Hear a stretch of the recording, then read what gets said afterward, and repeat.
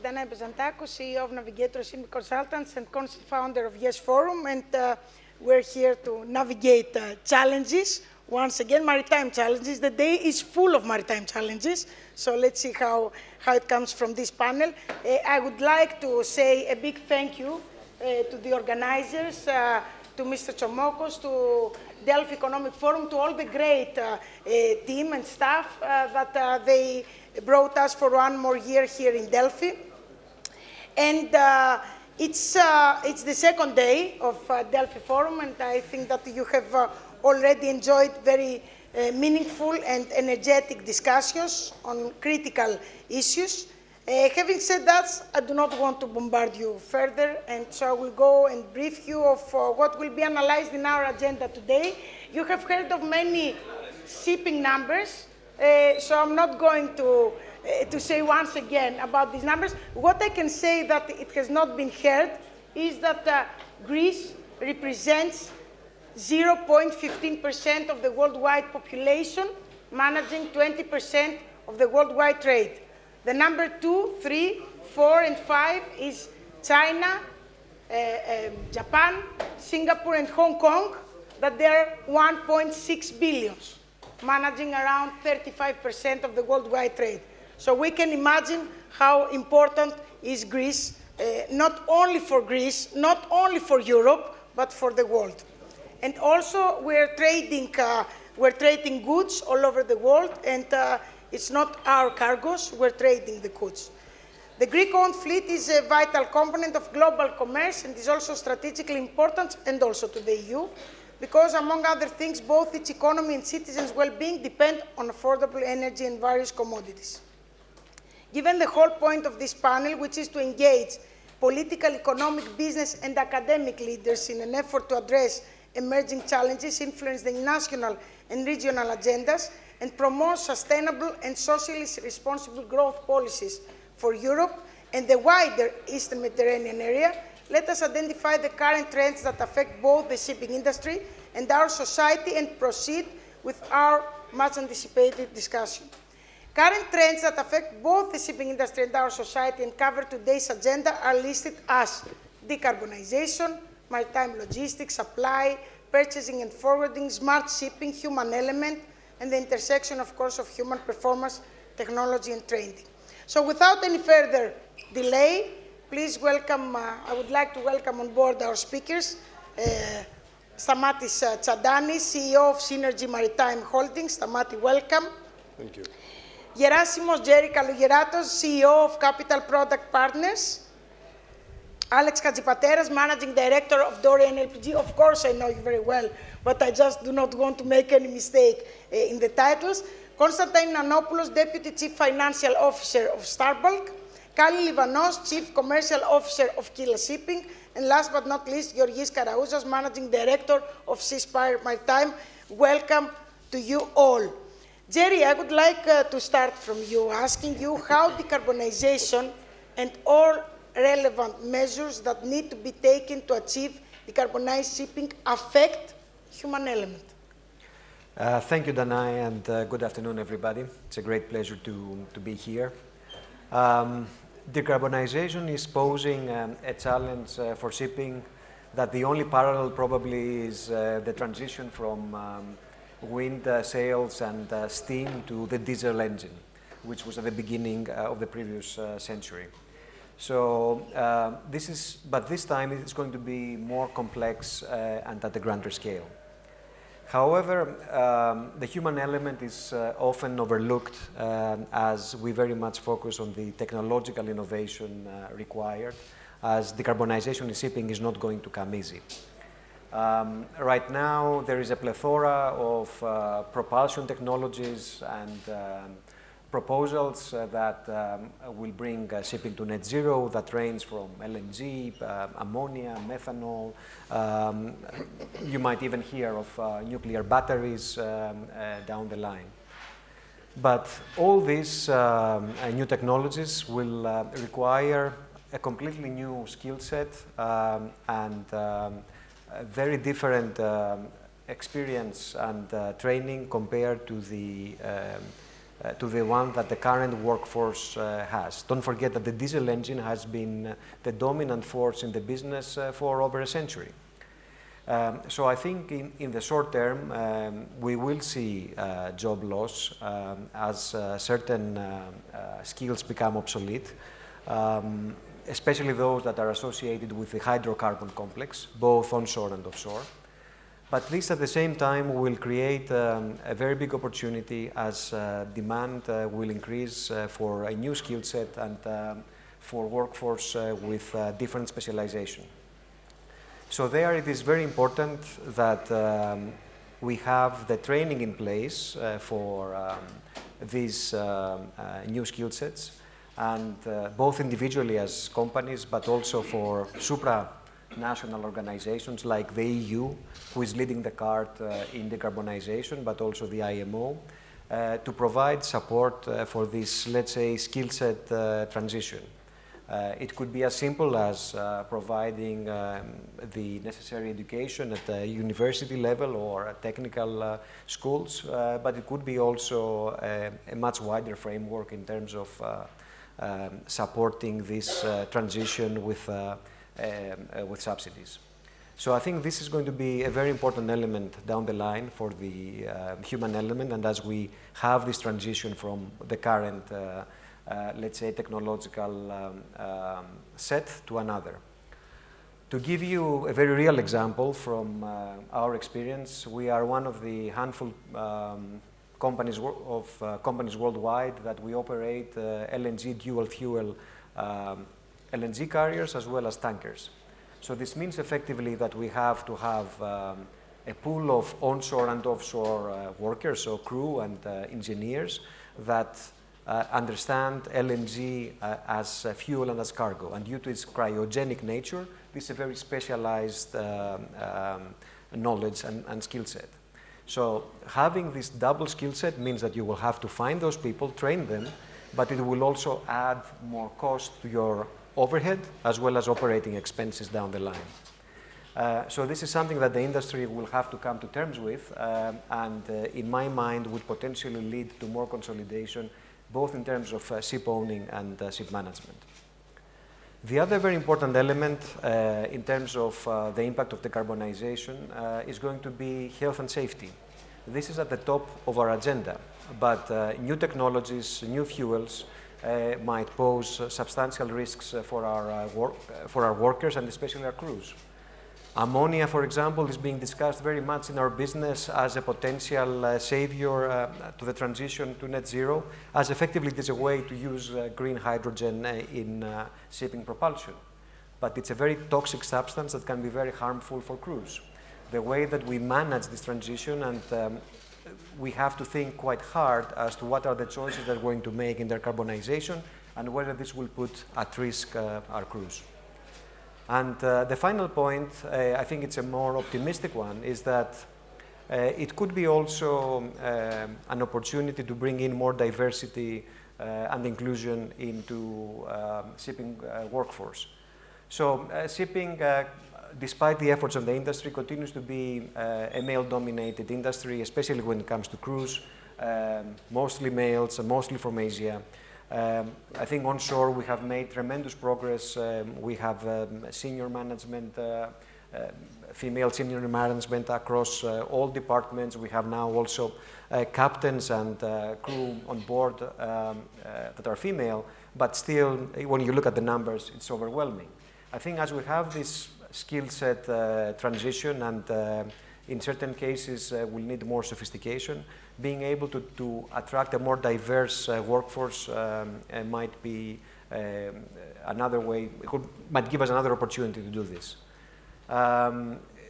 So overall, I think this overlooked part of decarbonization, the impact of human element, is going to be a very important one and a very serious one, because you can have the technology, but you need the people, you need the workforce to bring this into fruition. More holistic approach from all of us, because it's almost a new world for all of us. I was yesterday in Thessaloniki for Posidonia Sea Tourism, and we had 300 young people from northern Greece and many female cadets, and they have all found the way to go on board the ones that they wanted. So slowly, everything is changing, and shipping is open to change. Absolutely.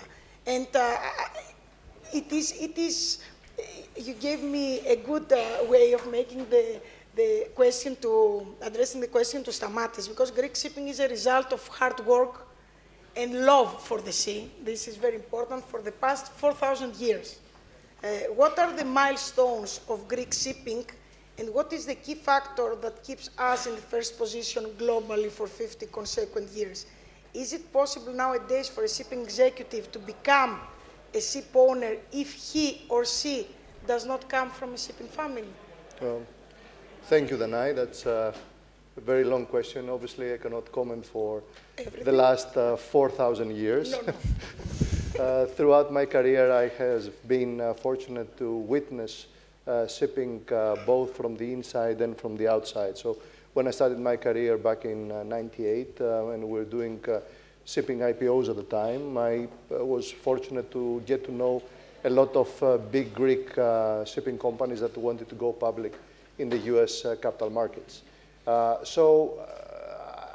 kind of saw the transition from the old traditional Greek shipping company into a more corporate entities that eventually became public, and some of them thrived, some of them did not do so well in the US capital markets. And I'm using this term because it was a critical point in order to get the governance, the internal controls, and all that which is necessary for a company to go to the next level. Sometimes you need these regulations and rules to be imposed on you. However, throughout all these years, and when I went on the other side, which is inside the shipping company as an executive back in 2004, I have witnessed that a lot of Greek shipping companies are trying to change, whether they're public or not public, into something more corporate that gives them the competitive advantage for a global, for a global field. However, it's still a work in progress. There are still a lot of big Greek traditional companies that are resistant to change, and they still have the old philosophy that it's every man on its own and every man for himself. Where at the same time this is changing into something more modern, that we need a collective and more collaborative approach into the new era of shipping, because as Onassis had said, the competitive advantage is having the knowledge of something that someone else doesn't. And we live in an era where there's no such thing as a secret, there's no such thing as a privileged information. And the minute that you think that there's a secret out there or a deal that nobody else has, everybody knows it. So that competitive advantage of information is not so relevant today because everybody knows everything, pretty much. So we have to find ways of being competitive into the new era of shipping, into the new era of the world and the universe, without trying to rely on the secrets and all these things that will give you the competitive edge. I also want to mention that the previous speech of Mr. Koumoutsakos was very inspiring to the fact that Greece has all this power, being one of the biggest or the biggest shipping nation in the world, and that is still not used in a proper way to be part of a certain global regulations and certain global changes. And sometimes we are takers of the new rules and the new regulations without being able to influence that. And that, in my mind, is completely inexplicable. We should have used this power in order to be part of the bigger thing. One final point I want to make is that when I started my career and I was doing shipping IPOs, that was back in 2000, 2001, and I was trying to sell Greek shipping companies going public in the US capital markets to Greek institutional investors, I was surprised by the ignorance of the market at the time about shipping. So, we live in the same country and we live in the same, economy, and people are not aware to the extent that they should how big the role is the shipping industry into the Greek economy. And that, in my mind, needs to be further and further spread out through education and through other means of communication so that people can realize the power that we have as a nation globally in that industry. As a final point, regarding to whether someone can become a ship owner today without coming from an establishment company or something like that, we in Synergy and in United, we are the greatest, or one of the greatest examples of that, since both companies were formed pretty much out of nowhere, especially the second company was formed like a year ago, and we became a $100 million company within a year out of just a small spin-off that we decided to do in May of 2022. So the answer is yes. I think that there are way more chances and way more opportunities today for companies to start up and succeed without having to necessarily be tied to a certain establishment that goes back, let's say, 10, 20, 50 years or whatever. So the answer is yes, and we need to be in a position, and I think that Georgis will mention that later on, yes, that we need to have more startups in shipping going forward, instead of having more souvlaki shops and more cafeterias and whatever. People need to, starting up more and more shipping enterprises one way or another, because we feel that capital is abundant more than anywhere, any time in the past. So there is capital out there, there is know-how. So instead of diverting efforts, capital, and whatever else into repetitive and, how do you say it, and things that do not have so much interest for the Greek economy, maybe we can start more shipping companies and, have more and more, things like that in Greece, where we thrive and we have this competitive advantage. We're doing okay until now. I mean, there is nowhere in the world 3,000 shipping companies, 5,500 vessels in 40 kilometers. It is happening nowhere in the world, so we have this big power. I would like to say it differently, maybe to bring it a little bit also outside Athens, because I tell you that I was in Thessaloniki, and it would be nice to see more shipping projects, and we're seeing slowly, and this is very nice, and with the shipyards, and also the Union of Greek Ship Owners is here in Delphi Economic Forum, and the president, our president, Melina Travlos, yesterday was at the opening. It's very, very important also for the message, because it's very important the messages to be passed away in a holistic approach, and as the other panel said, in a cooperative model, as you said, because we're building it, and we have to respect the rules like we do, and this is something that I believe that many better things can happen, and you're very right on this. And because you mentioned already Georgis is a new ship owner without having to do no background in the shipping industry. So how fertile is the industry for such a step, and which were the steps that may help a newcomer in the industry? First of all, I want to thank you for having me here. It's an honor, and it's a nice opportunity for me to express my thoughts on the matter. Back in 2014, we decided to invest in shipping with no background and no knowledge whatsoever. We, after almost 10 years, we've managed to have created a shipping company that operates and manages dry bulk vessels. As a newcomer, I believe that being Greek, exactly because of the hub that Greece has in the industry, was a great head start. And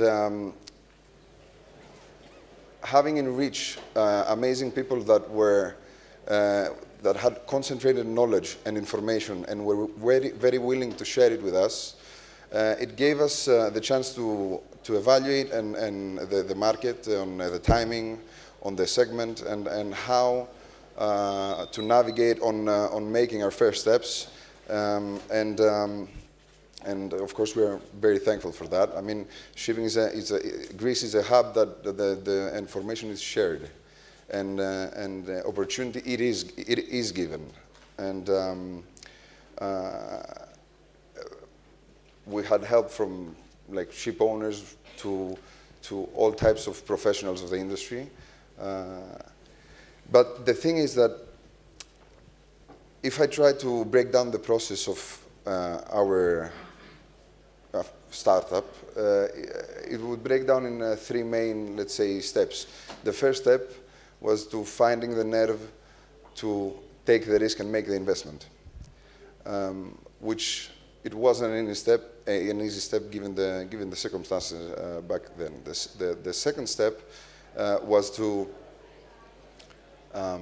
have the patience to endure the circumstances of the market for a bit of time, which may be good or bad, depending on when anyone does his investment. In our case, it wasn't. The situation wasn't good at all because it was in 2014 and 2015.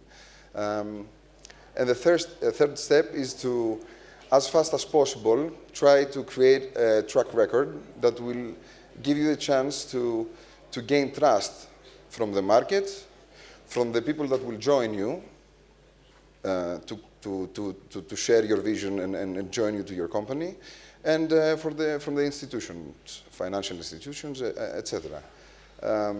And someone would say that these three steps probably are common to all types of businesses and industries, but the thing is that in our industry, and in our case specifically at least, the main difference is that these three steps were made without the numbers making sense at the moment, which is, in my opinion, a big difference in doing all these three steps.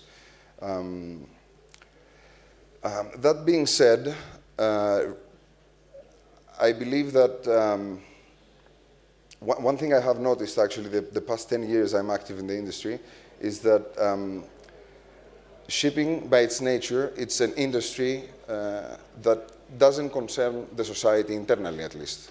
Okay, so I believe, and from what I've seen, it's a bit difficult for young people, let's say, or for outsiders to have access, or for shipping to be attractive, because they don't understand it. It's not easy to understand it when you're outside of the industry. So to actually be the leading force in the maritime industry, in my opinion, it doesn't only come down to numbers. It doesn't only come down to fleet size. It doesn't only comes down to deadweight. What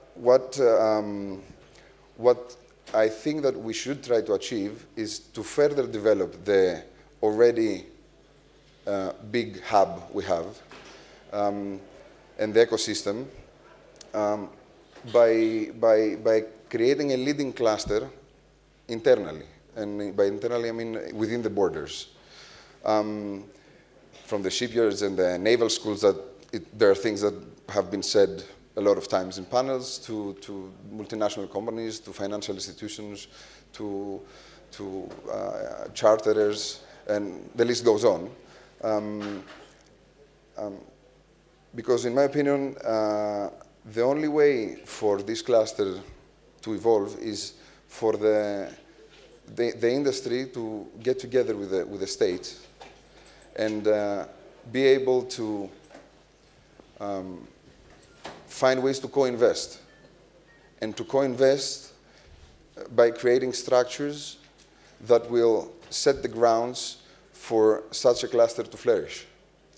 So I think that if such a case happens, that will bring Greek shipping to another level, because it will attract young talent, young professionals that will find ways to access the market and that will bring new ideas on the table. And this is what will help us navigate through the challenges of the future, first of all, and secondly, to sustain the edge and the advantage Greek shipping has for so many years, as Stamatis said. Yeah, so my main point is that I think we should make shipping more relevant. Yes, but because shipping is affecting 90% of the world, yeah, it's very important to be done with very careful steps. And exactly, this is why sometimes when I hear shipping and startup, okay, I like the startups, the technology, digitalization, the startups, but it's very important that the difference that I understand is that startup is something that you get in and leave, sell and go. I mean, not startup in shipping, okay, Yeah, the mentality. But in shipping, it's important, even if you like to be a startupper, to stay, to learn, and to go on, because it affects the majority of this world. Kali, I will pass to you a little bit more human element, because before going to Alex for a little bit more, that during the past 10 years, we all know that we encountered various challenges that have come through our way. Pandemic, war, financial crisis, strict regulations. How important is human element for shipping, and how was it responsible in overcoming these challenges? Will artificial intelligence be the next challenge for the human factor? Because this is a big debate. I mean, while coming in Delphi, we were 4 people in the car, and we were remembering that before 2 years, we had to send a message in order to go outside our houses. And nobody was believing that shipping will not stop even a day with the great seafarers we're having, and the president again mentioned it. So what do you believe? Thank you, Danae. Good afternoon, everyone. It's a pleasure to be here. So first of all, as we all know, shipping relies on people. They're the fuel and they support our industry. Taking a step back and reminding a few characteristics, it's a very international industry, very fragmented, capital-intensive business. And obviously, we've mentioned this quite a few times, but we transport 90% of the goods. So it shows that we're the backbone of global trade. Now, coming to challenges, it's an industry that never falls short. Looking at the past 3 years only, we've had a pandemic that brought most industries to a standstill, and the whole world, as we all know. A war that has brought great tragedy and many operational complications, as well as a regulatory environment that's changing in the right direction, of course, but I can say that there's still a large amount of uncertainty for the stakeholders on how to achieve the goals. So now moving to the human elements, both on board the ships and in the office, we play a critical role that's very important, and going into a few specifics to demonstrate this. So we have the captains on board the ships that have all the support from the office. They have the intelligence and the forecasts on the routes. But there are circumstances whereby there's adverse weather conditions or piracy threats, and they're called to make quick decisions to ensure the safety of the vessel, the crew, and the cargo. So we see how they're able to, go at another level and find a solution in the changing circumstances. At the same time, an engineer might be on board with the support from the office and have full access to manuals, but might be missing a spare part. So they're called, to think outside the box and find a solution, again, to ensure the safety. And then during the pandemic, to mention about our crews, they were stranded. I know Adonis spoke about this earlier, about 8, 9, 10, 11 months at a time away from home, their home and families, because many countries had restrictions or there weren't any flights to get home.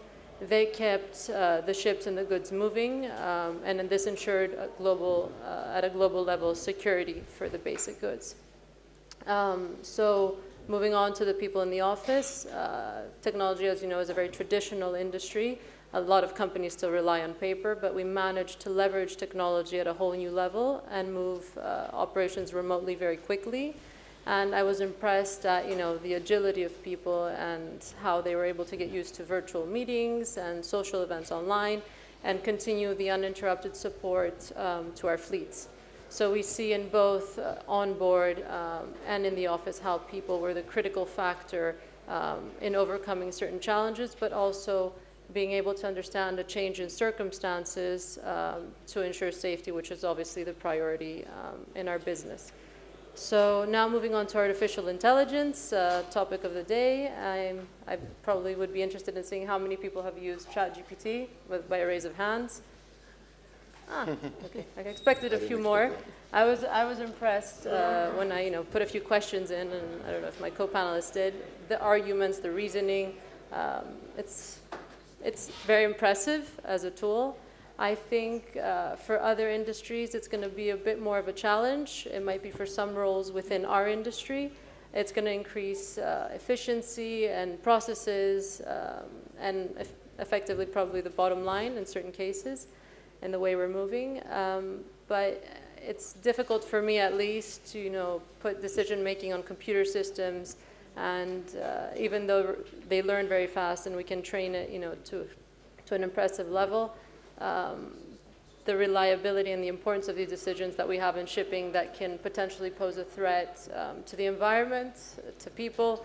So it's, let's say, more of an asset rather than a threat to the human element in the shipping industry. And I think it's going to be a tool in the future with the ever-growing need for new skilled crew and people on shore, which all of the previous panels also mentioned, that it's a big problem already, and we're looking, to source and retain talents that are going to be ready for using new technologies in the future and have new skill sets that, we see even the importance of IT or data scientists in a shipping company today, that we're in a very early stage of digitization. So we see where the world is moving and the necessities. So I would say, could this be a tool, to get access to information that we can leverage to go to the next level and optimize our procedures? So it will be an enabler, yes. It won't be a threat, in my view, directly to the human element because of how our industry is set up. But we need to be very cautious in how we embed AI in our operations. So ChatGPT, I think for the ones that we have tried it came in order to make us feel more, let's say, stressed to upskill and reskill. Because this is what I understood, because we also tried it in the office, and it was amazed how it was replying to things, even to things that we're doing, if we're doing them the right way. Yes. So this is amazing. Are the questions from there? Are there questions? Are the panel questions coming from ChatGPT? No. I did not dare to ask what you would ask in Delphi Economic Forum. I may do it next year. Alex, decarbonization, fuels, ESG, digitalization are some of the issues that concern the current maritime agenda. We have discussed some of them. Which aspects regarding digitalization in shipping do you think will be top priorities, challenges in 30 years from now? So, thank you, Danae. Last year, for the first time ever, the EU passed the NIS2 directive, which classifies maritime infrastructure, IT and OT, as critical infrastructure on board. So I think that one of the big themes going forward is going to be the bridge between IT and OT on board the vessels. And a key improvement there, hopefully, will be the start of these improved connectivity to the vessels. Because still today, when we talk about digitalization, we don't have continual access to the vessels all the time. There's been very poor connectivity. And companies like Starlink, which have these low-orbit satellites, hopefully, and we've seen some positive examples already, will improve that connectivity. This will allow us also to deal with the potential of cyber threats or potentially somebody getting onto an OT system on board a vessel operationally through the IT. And I think we need to somehow synchronize the updates of these two systems together. Beyond that, I think that digitalization provides, as the earlier panel said, an opportunity to highlight many of the benefits, again, locally here in Greece. I fully agree with what George was saying about the relevance of shipping. Sometimes, you think of an industry and it has to be something tangible in front of you. And I think we talk about this 90% number and all the ships going around the world, but it's very important for the student that doesn't have a maritime background to say, how can they access this? Is this some club that nobody can become a member of? To Stamatis' point, I think this is very important to go highlight all these success stories. The Yes Forum is doing that as well, at Alba, for example. So a lot of times you hear this feedback, like, how do I get in? What is the So I think there are many exciting steps with digitalization, both locally here in Greece and then also risks that will have to be managed. And you mentioned, and it's very important to say, the cybersecurity, because this is something that we have to work more and more. Except, of course, and also the human from a element. resource perspective, again, as a company, Yes, it's absolutely not easy to find good professionals in this space. Of course, and the percentage of more than 80%, and yesterday I'm using this example because I had it, 300 young people, how many you have a background or somebody in shipping, and it was only 3 hands. Gone. In Athens, it may be out of 200, it may be 20 hands. That's But outside Athens, it's not more than 2 or 3. So we have to help them to. And the first question, always from the young people, is how I can enter this closed circle. And we say that, of course you can. Many have done, and of course you will, if you like to work 24/7. But this is our problems. We love working 24/7. Konstantin, you are coming from the financial, let's say, background in a very big shipping company. How does your company approach the integration of sustainability into its financial strategy, and what specific initiatives is it undertaking in this area? Thank you very much, Danae. It's a great pleasure being here. To what we were saying before, I also am not related to shipping, so a financial background, as you mentioned, and there are ways to enter this very exciting industry. So looking at our strategy, at least short term, as long as there are no zero carbon emission fueled vessels readily available, we are focusing on extending the economic useful life of our vessels and improving their carbon emissions and reducing them. So we're focusing around 3 main pillars. Pillar number 1 is monitoring and transparent reporting of our emissions. So now we're putting telemetry systems and we're investing funds in order to have our fleet, our full fleet will be, we'll have machinery in place by the end of the year so that we can have real-time data of our performance. And then we want to transparently share that with other stakeholders. So, Carbon Disclosure Project, Poseidon Principles, Sea Cargo Charter. So kind of give transparency to this data, not only internally, but also externally. And then, pillar number 2 is focusing on improving the carbon intensity of our fleet, as well as our operations. On the operational side, it's been mentioned before, software that optimizes, weather, route, and speed of voyages. On the hardware, on the vessels, we're investing in energy-saving devices if and when it's appropriate. Anti-fouling paints, keeping our hulls clean so we have lower fuel emissions and fuel consumption. We're also piloting new technologies, so we're looking into carbon capture. Of course, we need the right incentives for carbon capture to work, and for us to continue we'll continue looking at this, which would extend the economic useful life of our assets. Now, looking into new fuels longer term, we're partnering with like-minded organizations and spending funds on R&D. Examples are the green corridors, so we're working with other ship owners, charterers, and miners to do a feasibility analysis of transporting with green ammonia vessels iron ore from Australia to Southeast Asia, but then also participating in the carbon markets. The EU has announced the EU trading, the emission trading scheme starting in 2024, so we're preparing for that. But also on the voluntary carbon credit market, we're participating there through the gold standard as part of our investment in the energy-saving devices. Now, looking at the medium term, the companies in the shipping space have the great challenge of investing in fleet renewal, in new vessels, new technologies. So from a financial standpoint, we see 4 main pillars of this strategy in order to be prepared. You need to have a fortress-like balance sheet, keep costs low, have access to capital, and have great corporate governance. So on the balance sheet side, examples for us is we've continued to delever. Our net debt is down 40% over the past 2 years. we have decided to keep close to $300 million of cash, so have cash on the side. We focus a lot on keeping low operating expenses in G&A, but we also do that on our financing costs, and we've done $800 million of refinancings. Part of those have been sustainability-linked loans, so we've done 3 of those, $245 million, and there you have a margin adjustment mechanism if you reach some sustainability-related KPIs. And then access to capital obviously becomes key. We're a publicly listed company, so we have constant dialogue with our shareholders. We want to expand our shareholder base. We want to increase our trading liquidity.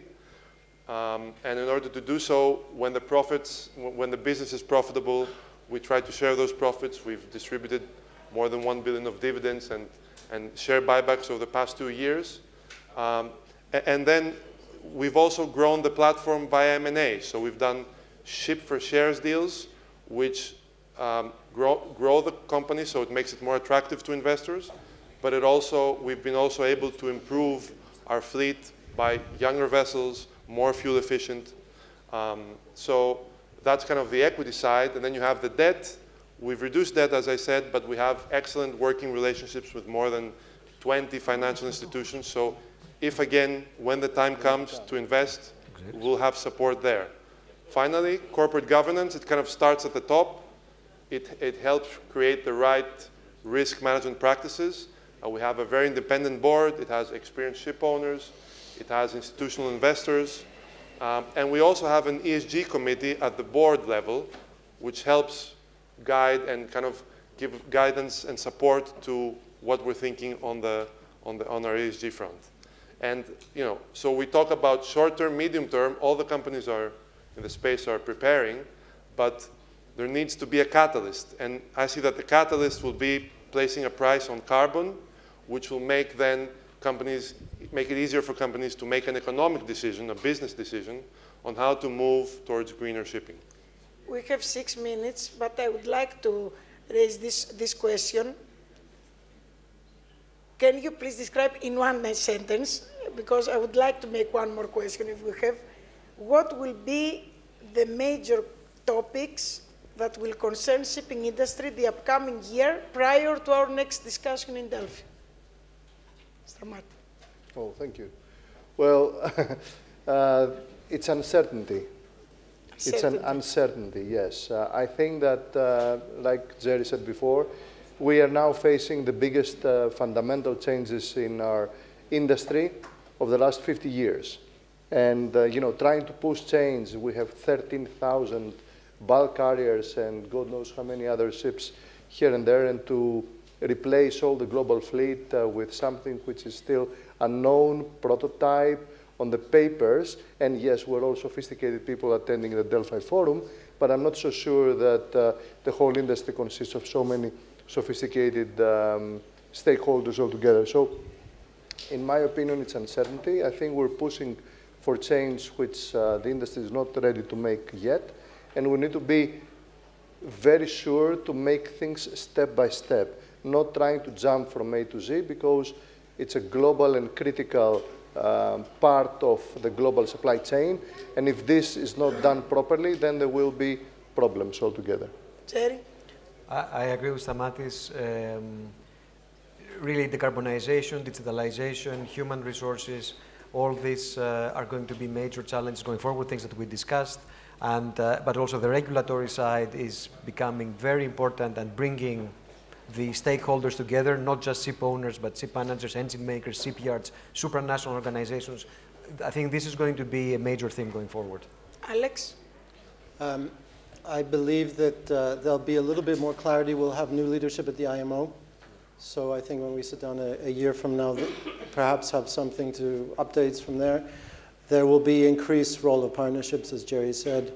For example, the Maersk McKinney Center for Zero Carbon. You can't do this alone, especially small, medium-sized companies. And I think there'll be new ship designs that will accommodate some of these fuel changes. So we will see from the shipyard some maybe more proven ship designs, which still are nascent. And hopefully a decarbonization center also in Piraeus, not just Denmark, right? Of course, of course. Constantine. 2 points from me. I mean, we live in very uncertain times, so kind of the global macro picture and how that is going to be evolving. Geopolitics are going to be very important for the next year and will affect shipping as it will the global economy. And then it's been touched upon kind of by Alex as well. On the IMO, we will see how the global regulator, what will be the target that it will set for the industry, and if it will be more ambitious than what is originally stated for 2050, and how everyone, all stakeholders can come together and kind of go for the common goal of decarbonization. Well, I think everyone has covered the major points and what the next year is going to be. From my side, I just think the end of the war and that next year we don't have the tragedy and what we're experiencing today. Well, all that being said, there's not much more to add, but I definitely agree with all that's being said. And the only thing that I see that it's coming is the scarcity of crew. And the problems that we're going to face, we faced during COVID with crew. I think that crew problems will always keep growing, and crew well-being is one of the main hot topics after decarbonization right now around the world, which is quite difficult to tackle, in my opinion. So. And is there something that you have not heard today or you would like to start discussing in shipping panels from now on? You don't want to give us the next panel's discussions. Is there anybody that wants to say something about this, something that it's unspoken and you would like to hear? Or next year? Next year. What I can say for last year, for the question I did just before, was that for Samatis, Jerry, and Alex, that we were together, there was a word of COVID in what you were mentioning last year that has disappeared this year. So something has been done in 1 year. Of course, decarbonization, digitalization, and the human element, and the uncertainty.